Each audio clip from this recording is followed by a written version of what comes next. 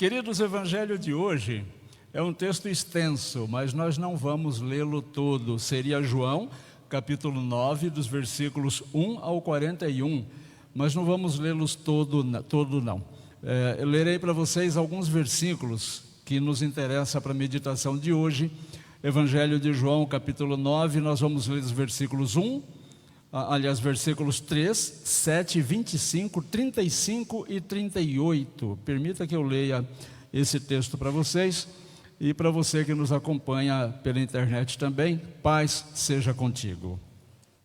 Enquanto Jesus caminhava, viu um homem cego de nascença. Jesus respondeu: nem ele pecou, nem os pais dele, mas isso aconteceu para que nele se manifestem as obras de Deus. Então disse ao cego: vá lavar-se no tanque de Siloé. Siloé quer dizer enviado. O cego foi, lavou-se e voltou vendo. Ele respondeu: se é pecador, não sei. Uma coisa sei: eu era cego e agora vejo. Jesus ouviu que eles tinham expulsado o homem. Ao encontrá-lo, perguntou: você crê no Filho do Homem? Então ele afirmou: eu creio, Senhor. Esse texto famosíssimo é o texto que trata daquele encontro de Jesus com o homem cego, e Jesus faz um lodinho de lama e passa nos olhos desse cego e diz para o cego ir se lavar no tanque de Siloé. O cego obedeceu Jesus, foi lá, se lavou no tanque de Siloé e voltou enxergando.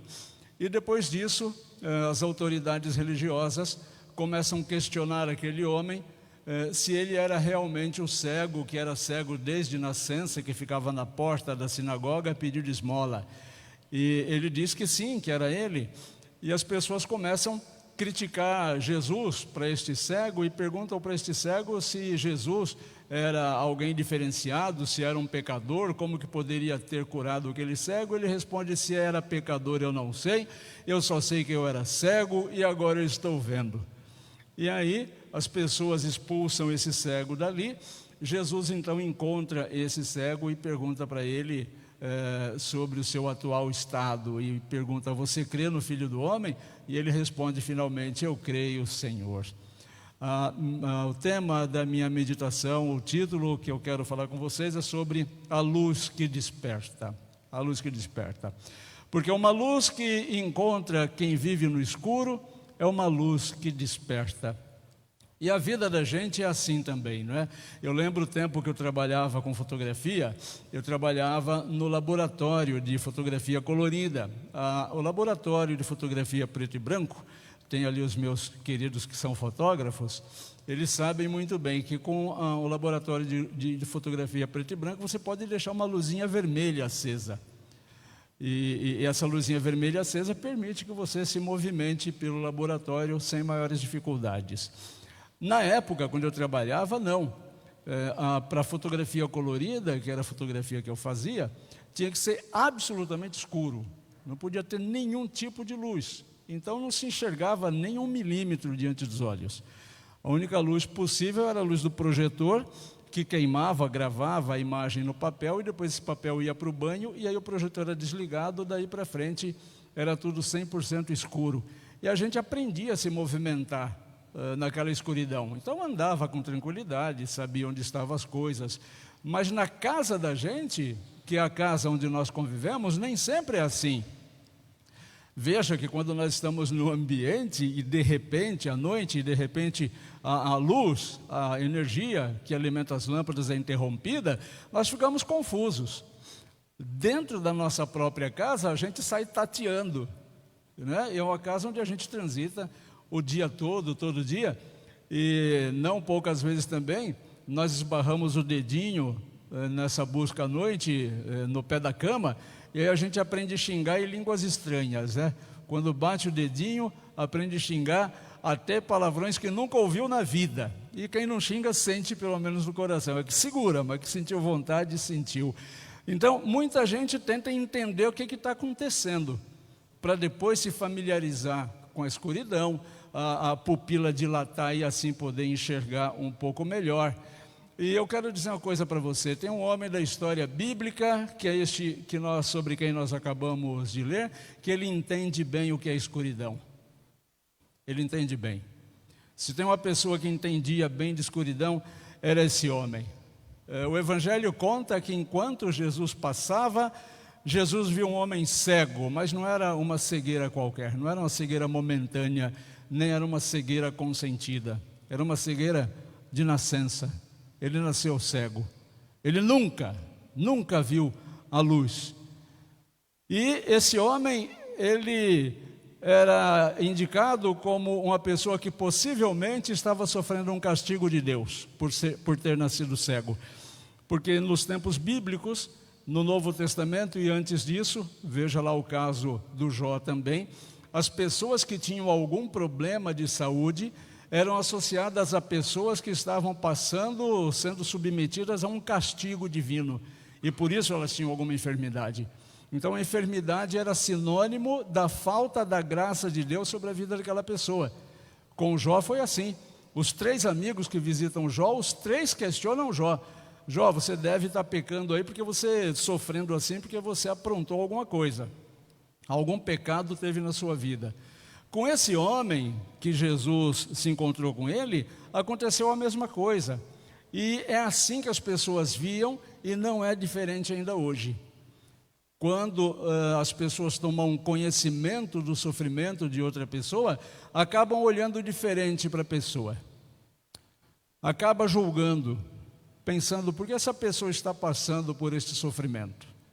Porque o problema da vida dessa pessoa não se afasta dela. Porque ela não consegue sair desse problema com a facilidade que eu imagino que ela poderia sair.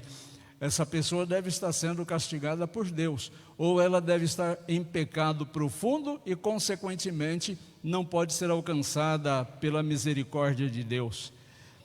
Jesus olha totalmente diferente. Quando Jesus olha para os problemas que uma pessoa está vivendo, Jesus não associa isso a um castigo por pecado.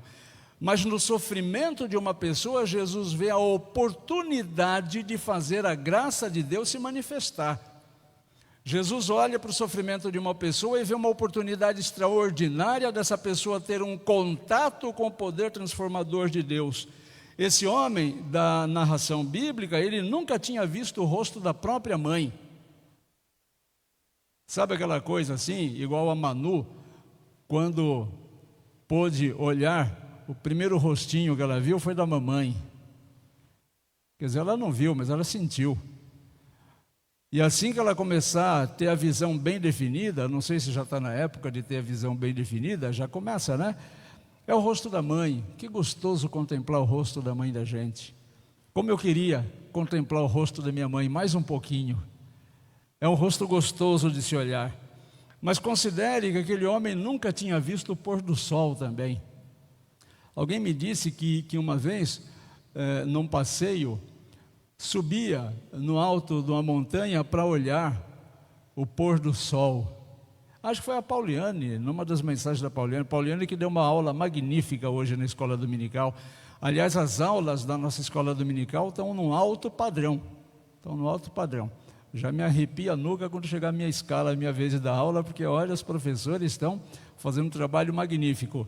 E a Pauliane disse que lá na América, nos Estados Unidos, ela corria para ver o pôr do sol, né? O pôr do sol, que era uma coisa linda. É sempre bonito poder ver as coisas de Deus.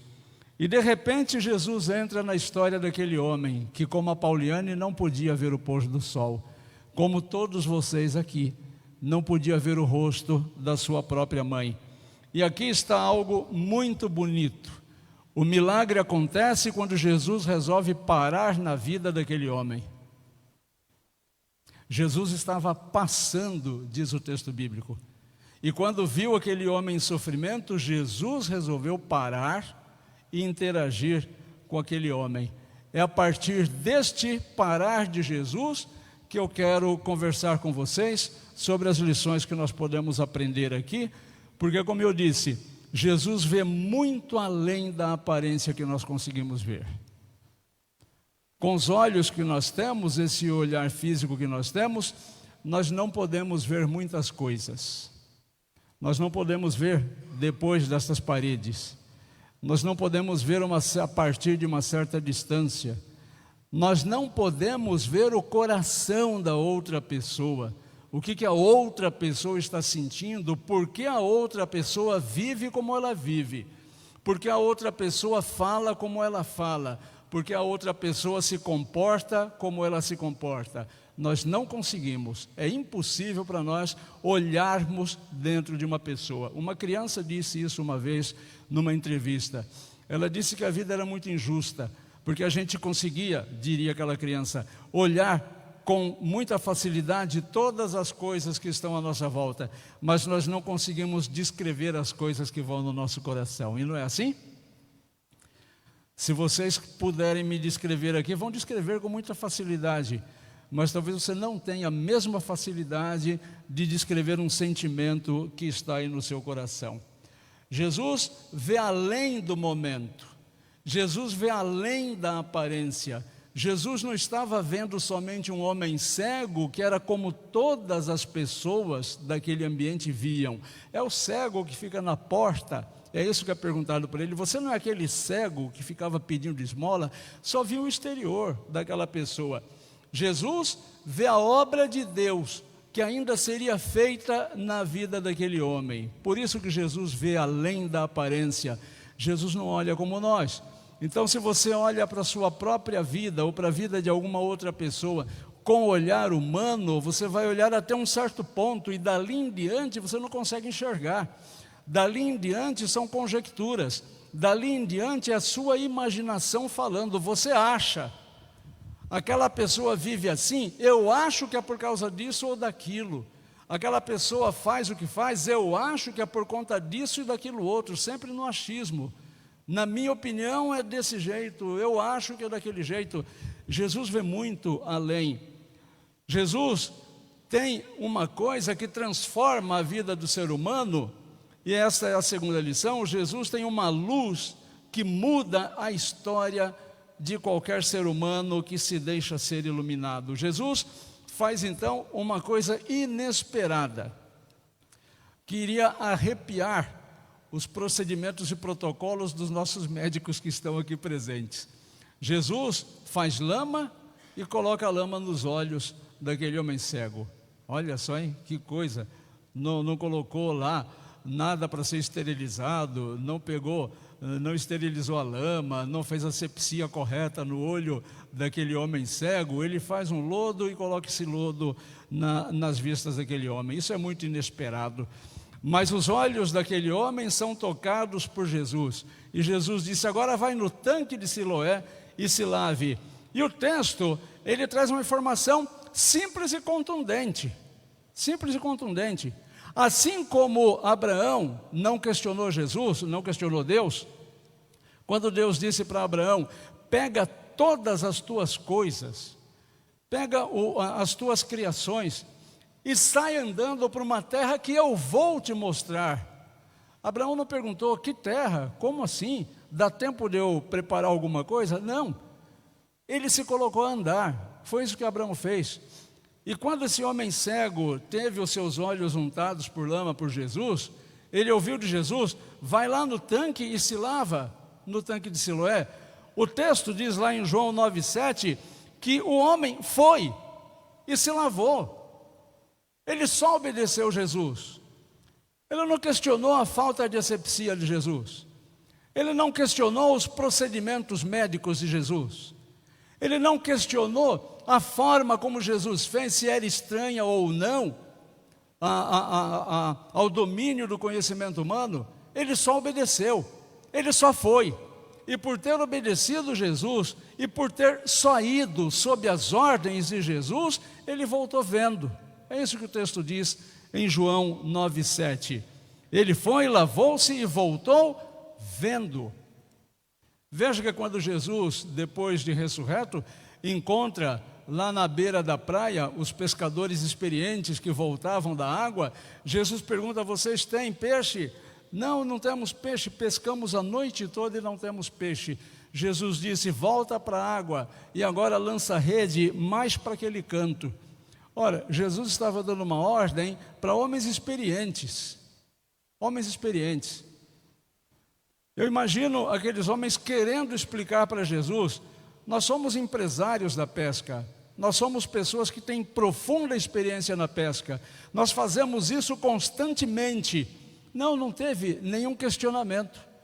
A única coisa que eles falaram: nós pescamos e não pegamos nada, mas sob as tuas ordens voltaremos e lançaremos as redes. E o que aconteceu quando eles simplesmente obedeceram Jesus, por mais absurda que a ordem parecesse? Voltaram com as redes cheias de peixe, tiveram que pedir auxílio para os barquinhos que estavam em volta, porque o barco deles ia quase se afundando. E quando voltam à praia, ainda encontram Jesus com uma fogueirinha pronta, preparando comida para aqueles apóstolos, para aqueles homens que estavam voltando. Então, várias experiências, meus irmãos, de pessoas que têm a vida transformada porque simplesmente obedeceram Jesus sem questionar. Não confrontaram a ordem de Jesus com a sua própria experiência, com o seu conhecimento, com a altivez da sua vida, absolutamente nada disso. Então imagina a cena que aconteceu a partir do momento que aquele homem obedece pura e simplesmente Jesus. Imagine a cena, pela primeira vez na vida daquele homem. O texto não diz quantos anos aquele homem tinha, mas com certeza nós podemos inferir que foi a primeira vez na vida daquele homem que ele viu a luz. Dá para imaginar a alegria daquele homem? Pela primeira vez na vida dele, ele poder ver as cores que talvez ele nem soubesse nominar, que azul é azul, que verde é verde, mas pela primeira vez ele viu o que é verde, ele viu o que é azul, pela primeira vez ele viu rostos, ele já não precisava tocar o rosto das pessoas para saber de que formato eram, e é assim que é. Quando Jesus entra no coração da gente, essa luz que Jesus coloca no coração da gente, faz a gente enxergar coisas que nós nunca tínhamos enxergado. Faz com que nós passamos a ver coisas que nós nunca tínhamos visto. Faz com que nós possamos nos atentar a coisas que nunca tinham antes chamado a nossa atenção. Meus irmãos, quando Jesus entra na vida de alguém, tudo muda. Quando Jesus entra na vida de alguém, não são algumas coisas que mudam. Tudo se fez novo, diz a palavra de Deus. É por isso que eu digo aqui constantemente, que se uma pessoa diz ter um contato, uma intimidade com Cristo, mas não tem novidade de vida, ela está enganando só ela própria, é só religiosa. Porque quando tem um encontro com Jesus, quando a luz de Jesus brilha de verdade na vida dessa pessoa, tudo na vida desta pessoa é transformado, tudo, porque Cristo não só melhora a vida das pessoas, e isso é fato. A palavra diz que quando nós temos um encontro com Deus, quem roubava para de roubar, quem mentia para de mentir, quem pecava agora praticamente nem vai mais correr atrás do pecado, a não ser aqueles pecados eventuais, mas não são mais aqueles propósitos de pecar. É isso que Jesus faz, além de melhorar as nossas vidas, Jesus abre o olho da nossa alma. Nós passamos a olhar a vida e as circunstâncias com o olho da nossa alma, não com o olho carnal. Nós não vemos mais aquilo que os seres humanos estão vendo. E não são poucas as vezes, preste atenção nisso que eu estou dizendo para você agora, não são poucas as vezes que nós cristãos olhamos a vida exatamente como o não cristão. Nós somos convencidos que quem vai dar jeito no nosso país é o fulano A, B ou C. Isso é loucura. Nós nos convencemos, assim como aquele que não é cristão, que quem vai melhorar a minha vida é o candidato A, B ou C, o que não é verdade. A história tem mostrado isso ano após ano, que isso não é verdade. E nós continuamos nos matando e nos deixando matar, defendendo outros comedores de arroz e feijão, como se fossem a salvação. A salvação não é o homem, a salvação é Jesus. Se as estruturas estão contaminadas, não estão contaminadas por si só. São as pessoas das estruturas que estão contaminadas pelo pecado e que precisam se arrepender e se converter. E enquanto isso não acontecer, a situação continuará sendo um caos. E digo ainda que se este mundo melhorar, ou se houvesse possibilidade remota que fosse deste mundo melhorar, a Bíblia estaria errada. Porque em nenhum lugar da Bíblia está escrito que o mundo vai melhorar, muito pelo contrário. A iniquidade de muitos vai crescer a tal ponto que Jesus pergunta: porventura encontrará o Filho do Homem fé na terra quando voltar?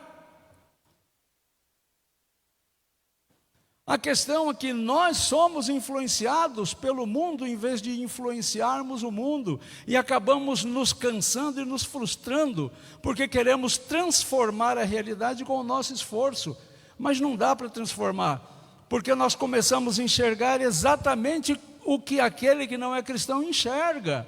É cego conduzindo cego, é manco conduzindo manco, os dois tropeçam e caem. Isso está na Bíblia, está escrito lá na Bíblia, não foi eu que inventei isso. Então, gente que vivia sem direção a partir desse encontro com Jesus Cristo, começa a enxergar com propósito. Gente que acordava de manhã e não sabia por que estava acordando de manhã, sabe por que está acordando de manhã, porque as misericórdias de Deus se renovam a cada manhã. Gente que andava em volta, embebecida em culpa, descobre o perdão, e o perdão que eu recebo, eu não tenho dificuldade de compartilhar, porque eu fui perdoado primeiro do fogo do inferno, então eu posso perdoar outros problemas menores. Gente cansada encontra esperança para viver, gente desanimada passa a viver a esperança da transformação do seu próprio coração, e assim contamina quem está em volta. E talvez hoje Jesus queira abrir o olho de alguém aqui. Talvez hoje Jesus esteja querendo abrir o teu olho, o olho da tua alma, para que você possa enxergar um mundo diferente.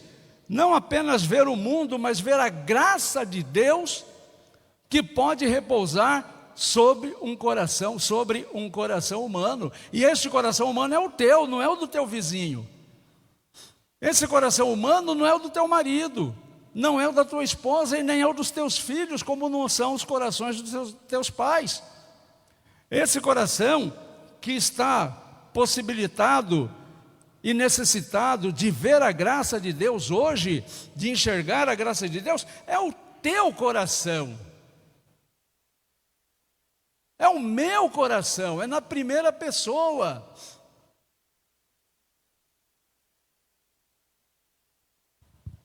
E quando isso acontece, quando Jesus entra na vida da gente, a gente não consegue ficar calado.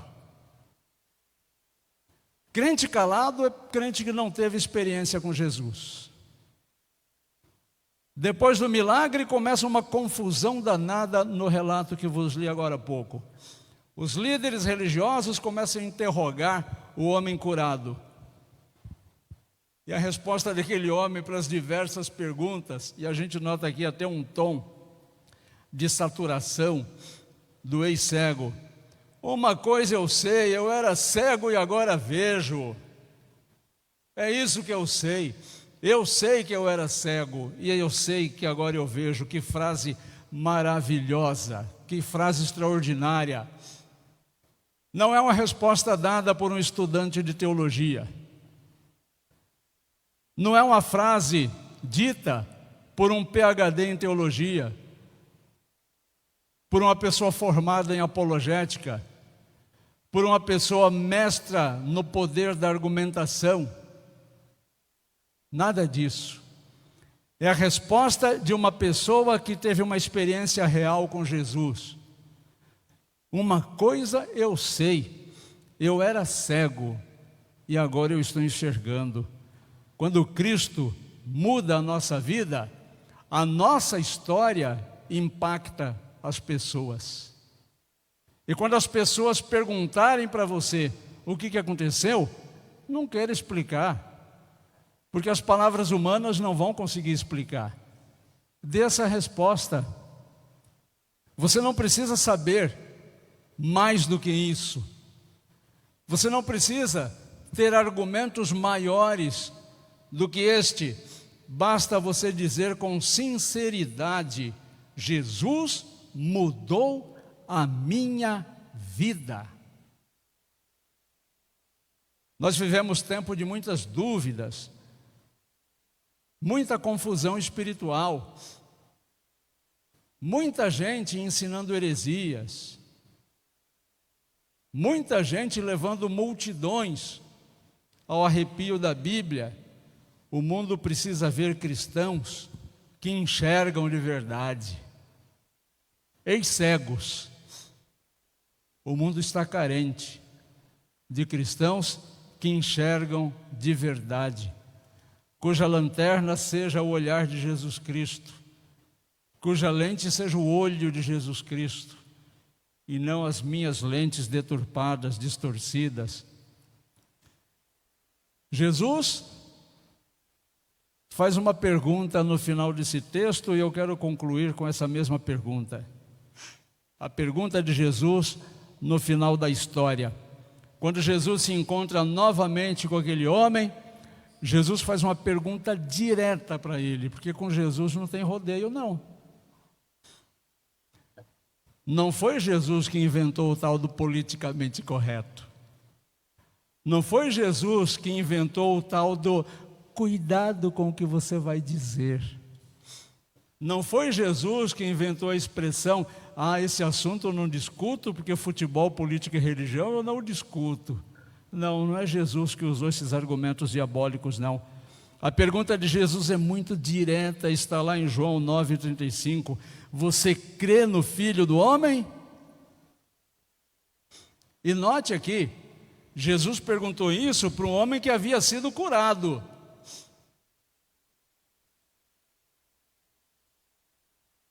Jesus perguntou isso para um homem que havia recebido uma bênção maravilhosa na sua vida. Vocês poderiam pensar, ou nós poderíamos pensar, a resposta dele é óbvia. Não, não é tão óbvia. Lembra dos 10 leprosos? Os 10 leprosos receberam curas extraordinárias, e 9 deles seguiram a vida. Nem sequer pararam para agradecer Jesus. Quantas bênçãos você já recebeu na tua vida e não parou para agradecer Jesus? Você só foi vivendo, só seguiu a vida. Eu já fiz isso muitas vezes, por isso que eu posso perguntar isso para você. Quantas bênçãos eu recebi na minha vida que continuei só caminhando, sem olhar para o autor e consumador da minha fé. Então é muito provável que isso já tenha acontecido com você também. Quantas bênçãos hoje você recebeu pelas quais você não agradeceu? E aí aquele jargão popular é verdadeiro. E se Jesus tirasse da tua vida as coisas pelas quais você não agradeceu hoje? Isso tem que fazer a gente pensar. Esse homem cego que foi curado por Jesus, poderia ser mais um, que foi curado e seguiu a vida. Mas não é assim que ele responde. Quando Jesus pergunta: você crê no Filho do Homem? A resposta dele é sem dúvida, sem vacilo. Imediatamente ele diz: eu creio, Senhor. Eu creio, Senhor. E essa pergunta já tem 2000 e tantos anos. E essa pergunta está sendo feita de novo hoje, nesse momento. Essa pergunta foi feita para mim quando eu comecei a estudar esse texto, bem antes de compartilhá-lo aqui, muito antes. E essa pergunta está sendo feita agora para você, não para quem está perto de você, não para os seus familiares, não para sua esposa, para o seu marido, para os seus filhos, nem para os seus pais, nem para os seus netos. Esquece isso. A pergunta está sendo feita para você. Você crê no Filho do Homem? Lembrando que crer não é somente saber sobre Jesus. Saber sobre Jesus, o planeta inteiro sabe. Jesus mudou a história, o calendário da humanidade. Mesmo as nações não cristãs têm que obedecer ao calendário cristão. Mesmo as nações que já têm os seus calendários locais, no ano 5.000, 5.000 e pouco, na hora de oficializar um documento, tem que colocar lá 2026, que era a data cristã. Então não é só saber sobre Jesus o diabo sabe muito melhor do que nós sobre Jesus. Não é como alguém disse, eu conheço a Bíblia, larga isso para lá porque eu conheço a Bíblia. Tolo, o diabo conhece a Bíblia muito mais do que você. O diabo viu a Bíblia sendo escrita e quando ele foi tentar o próprio Deus, ele usou somente a Bíblia.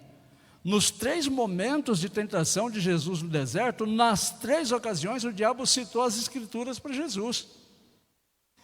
Então ele conhece a Bíblia, então não é só conhecer Jesus aqui não, é sobre confiar nele. É sobre entregar a vida para Ele. E quando eu falo entregar a vida para Jesus, eu estou sim recomendando que você considere para quem você tem entregue a tua vida. É para Jesus que você tem entregue a tua vida ou para o teu trabalho? É para Jesus que você tem entregue a tua vida ou para o relacionamento? É para Jesus que você tem entregue a tua vida ou é para o dinheiro? É para Jesus que você tem entregue a tua vida ou é para a tua condição física? Porque em todos estes exemplos que eu citei, tem pessoas que usam estes exemplos para se afastar da comunhão. Preciso trabalhar, preciso ganhar dinheiro, hoje eu estou cansado. Falei bobagem? Acho que não.